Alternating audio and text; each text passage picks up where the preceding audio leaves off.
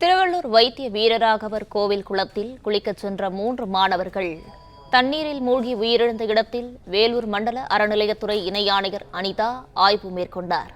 இது தொடர்பான கூடுதல் தகவல்களை தருகிறார் செய்தியாளர் பாலாஜி. பாலாஜி, வணக்கம். இந்த ஆய்வு குறித்தான முழு விவரங்களையும் பகிரலாம். வணக்கம்.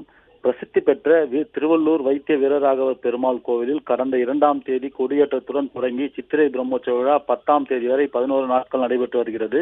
இந்நிலையில் இன்று காலை கோவில் தெப்பக்குளத்தில் தடையை மீறி சென்னை சேலையூர் பகுதியில் உள்ள அகோபிலா மடத்தில் வேத பாராயணம் பயிலும் 3 மாணவர்கள் சித்திரை பிரம்மோற்சவ விழாவிற்காக வந்து கோவில் குளத்தில் தடையை மீறி குளிக்க சென்று நீரில் மூழ்கி 3 பேர் உயிரிழந்த சம்பவத்தில் வேலூர் மண்டல இந்து அறநிலையத்துறை இணை ஆணையர் அனிதா ஆய்வு மேற்கொண்டார்.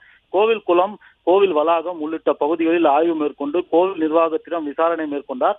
இதையடுத்து செய்தியாளர்களுக்கு அளித்த பேட்டியில் திருக்குளத்தில் பொதுமக்கள் குளிக்க தடை விதிக்கப்பட்டிருப்பதால் அத்துமீறி குளிக்க சென்றவர்கள் உயிரிழந்து இருப்பதாகவும் அகோபிலா மடத்திடம் இது தொடர்பாக அறிக்கை அளிக்க நோட்டீஸ் அளிக்கப்படும் எனவும் தடை மீறி அவர்கள் குளிக்க சென்றிருப்பதால் கோவில் நிர்வாகம் மீது துறை ரீதியாக நடவடிக்கை எடுக்கப்படும் எனவும் திருக்குளம் சுற்றி மேலும் பாதுகாப்பு பலப்படுத்த உத்தரவிடப்பட்டுள்ளதாகவும் தெரிவித்துள்ளார்.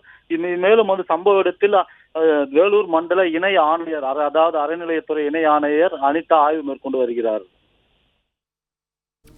விவரங்களுக்கு நன்றி பாலாஜி. பிளே ஸ்டோர் மற்றும் ஆப் ஸ்டோரில் இருந்து பாலிமர் செயலியை QR கோடு மூலம் பதிவிறக்கம் செய்யுங்கள். செய்திகளை உடனுக்குடன் பெறுங்கள்.